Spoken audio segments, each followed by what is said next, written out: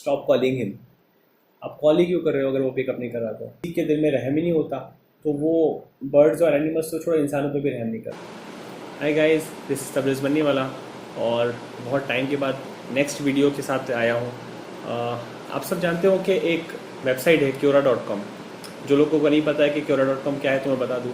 Quora.com basically एक ऐसा website है जहाँ पे आप अपने कोई भी क्वेश्चंस लाइफ के किसी भी हिस्से से पूछ सकते हो। वहाँ पे बहुत सारे ऐसे लोग होते हो जैसे कि आप हो, ऐसे बहुत सारे लोग होते हैं जो उस क्वेश्चन का आंसर जानते हैं और आपको वो अप्रोप्रिएट आंसर या सेटिस्फाइड आंसर आपको देते हैं।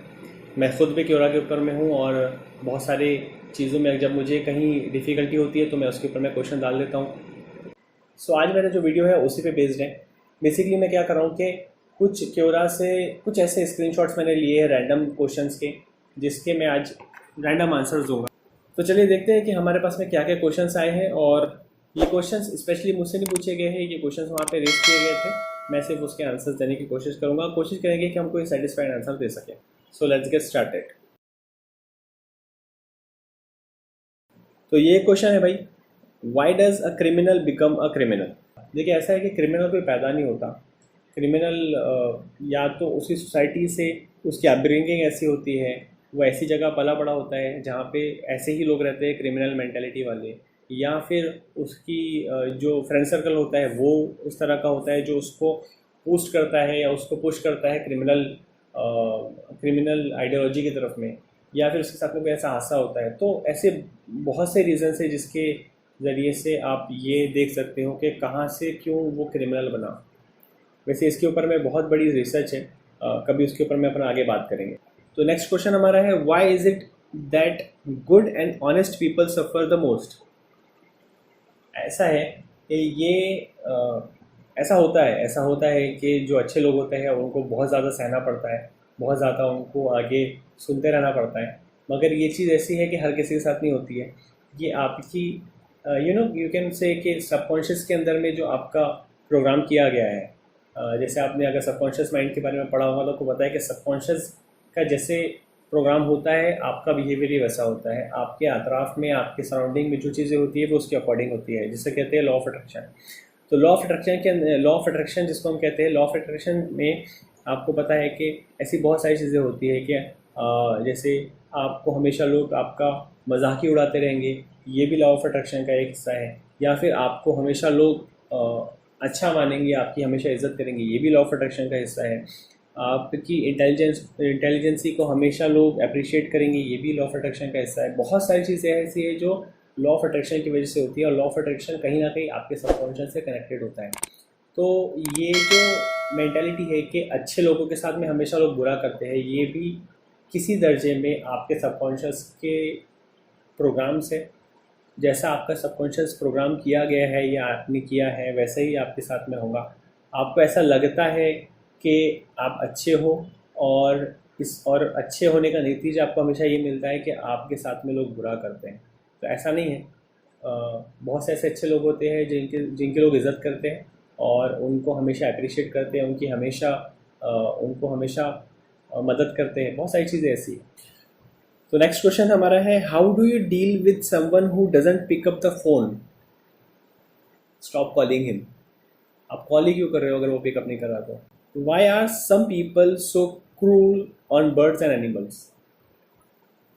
अगेन अपब्रिंगिंग या मेंटालिटी के ऊपर डिपेंड करता है।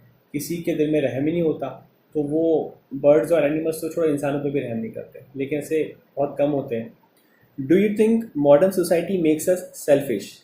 यस, बहुत हद तक ऐसा होता है कि मॉडर्न सोसाइटी जो जो अब जो सोसाइटी डेवलप हुई है पिछले कुछ सालों से, ये हमको सेल्फिश बना रही है।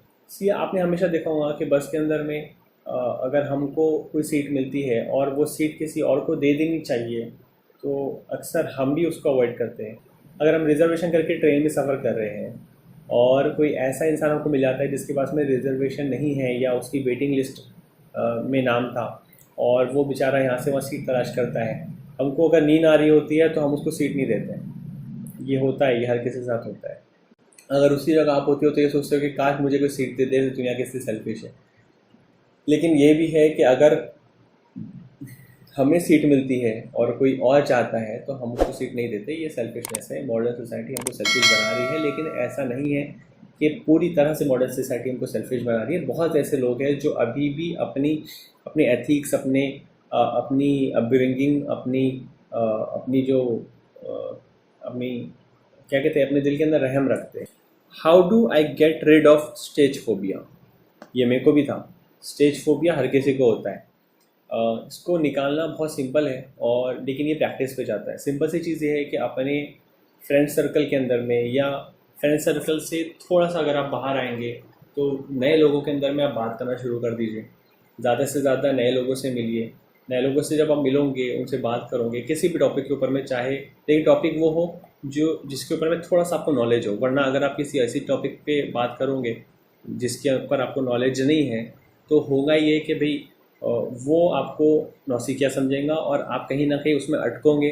अगर सामने वाला आपसे ज़्यादा नॉलेजेबल निकल गया तो वो आपको क्रैश करेगा। तो ऐसे कोई टॉपिक पे उससे बात कीजिए जिसके ऊपर आपको थोड़ा सा नॉलेज है, और नए नए लोगों से मिलना शुरू कीजिए। जब आप किसी फंक्शन में जाते हो, किसी पार्टी में जाते हो, तो वहाँ पे भी नए लोगों के तरफ में खड़े होकर वहाँ पे भी किसी ना किसी टॉपिक के ऊपर में बात करना शुरू कर दीजिए, और कोशिश कीजिए कि आप कुछ इन्फॉर्मेटिव लोगों तक पहुँचा सकें। तो उससे होगा ये कि जब लोग आपके इन्फॉर्मेशन को अप्रिशिएट करेंगे, आपके प्रेजेंटेशन को अप्रिशिएट करेंगे, अपने बोलने के अंदाज को थोड़ा सा चेंज कीजिए, तो उससे जो आपका इम्पैक्ट लोगों पे आएगा, उससे लोग आपको अप्रिशिएट करेंगे, और उस अप्रिशिएशन से आपको एक कॉन्फिडेंस बिल्ड होगा। उस कॉन्फिडेंस के साथ में आपके अंदर में एक और नई चीज़ डेवलप होंगी जो आपको समझ में नहीं आएंगी, मगर धीरे धीरे प्रैक्टिस से बढ़ेंगी। वो है स्टेज को भी आपका धीरे धीरे कम होना शुरू हो जाएगा। फिर कोशिश कीजिए कि लोगों के साथ गेट टुगेदर करें। गेट टुगेदर के अंदर में एक साइड में खड़े हो जाए, और एक साइड खड़े रह के दूसरे साइड जहाँ ज़्यादा पब्लिक खड़ी है वहाँ पे उनको एड्रेस करें। ये भी स्टेज फोबिया को हटाने के लिए प्रैक्टिस है। Why is it necessary to respect others? इसीलिए क्योंकि इज़्ज़त दोगे तो इज़्ज़त मिलेगी। बहुत सिंपल सी चीज़ है। और हाँ, ऐसा नहीं है कि इज़्ज़त दोगे तो इज़्ज़त मिलनी ही चाहिए। अक्सर ऐसे भी बदतमीज़ होते हैं जो इसको आप बहुत रिस्पेक्ट से बात करते हो, मगर वो आपको बदतमीज़ी से ही बात करेंगे और आपके साथ में हमेशा रूड रहेंगे। तो ऐसे लोगों से दूर रहना ही ठीक है मेरे ख्याल से। How can I stop feeling bigender? What is bigender? I think this is bigender. Bigender is like a feeling of a sense of मतलब क्या कहते हैं उसको, कि आप अपने आप में एक लड़की और लड़का दोनों को फील करते हो, तो ये बाइजेंडर होता है। बेसिकली ये भी आपके सबकॉन्शियस से रिलेटेड होता है, यानी कहीं ना कहीं आपकी अपब्रिंगिंग के अंदर में, आपके सबकॉन्शियस के अंदर में एक ऐसा प्रोग्राम इंस्टॉल होता है जिसमें आपको हमेशा ये लगता है, कभी आपको लड़की वाली फीलिंग आती है, कभी लड़की वाली फीलिंग आती है। तो इसको भी आप जो है वो अपने प्रैक्टिस के ज़रिए से, अगर आप if you are a girl और आपको बाइजेंडर की फीलिंग्स आती है, तो आप अपने अंदर में वो सारी चीज़ें प्रैक्टिस कर करके उस फीलिंग्स को बढ़ाइए जिसके अंदर में एक लड़की होती है, यानी जो फीलिंग्स एक लड़की को होती है, जैसे कि सजना संवरना है, मेकअप करना है और लड़कियों की तरह सोचना है। ज़्यादा से ज़्यादा लड़कियों के साथ में रहिए ताकि आपको उनकी जैसी फीलिंग्स आपके अंदर में ट्रांसफ़र हो सके, क्योंकि ये भी एक चीज़ है कि आप जैसा जिसके साथ रहते हो, जहाँ आपका सराउंडिंग होता है, वो चीज़ें आपके ऊपर अफेक्ट होती है। तो लड़कियों के साथ ज़्यादा रहिए। अगर आप लड़के हो और आपको तब बाइजेंडर का फीलिंग्स आती है, तो फिर वही चीज़ कीजिए कि ज़्यादा से ज़्यादा लड़कों के साथ रहिए, जिम जाइए, ऐसे लड़कों के बीच में रहिए जो लाइक कहते हैं ना मैनली टाइप के जो लड़के होते हैं, उन लोगों के बीच में रहिए। और एक ख्याल ये दिमाग में भूल जाइए कि आपको बाइजेंडर वाली फीलिंग आती है, इसको भूल जाइए, इसको ख़त्म कर दीजिए। जिस दिन आपने अपने सबकॉन्शियस से इसको निकाल दिया, उस दिन आपको बाइजेंडर वाली फीलिंग भी ख़त्म हो जाए। So these was the questions I tried answering, और आई होप आप सबको कोई ना कोई आपको आंसर मिला होगा इसके अंदर में। अगर आपको ये वीडियो पसंद आया तो प्लीज़ मुझे बताइए कमेंट के अंदर में कैसा लगा। लाइक कीजिए और शेयर कीजिए आगे। मैं कोशिश करूँगा कि अगला इसका एक और पार्ट बना सकूँ, और ऐसे कुछ और क्वेश्चंस इंटरेस्टिंग हम निकाल के उसके ऊपर मैं आगे और भी वीडियोस बना सकूँ। सो इस वीडियो को लाइक कीजिए, मेरे चैनल को सब्सक्राइब कीजिए, और मैं इस वक्त रात में 2 बज रहे और रात के 2 बजे मैं वीडियो बना रहा हूँ, थोड़ी कदर कर दीजिए मेरी। थोड़ा सा इस वीडियो को लाइक करके सब्सक्राइब कर दीजिए और कहीं आसपास में शेयर कर दीजिए इधर उधर। तो चलते हैं फिर, अगले वीडियो में मिलेंगे। बाय।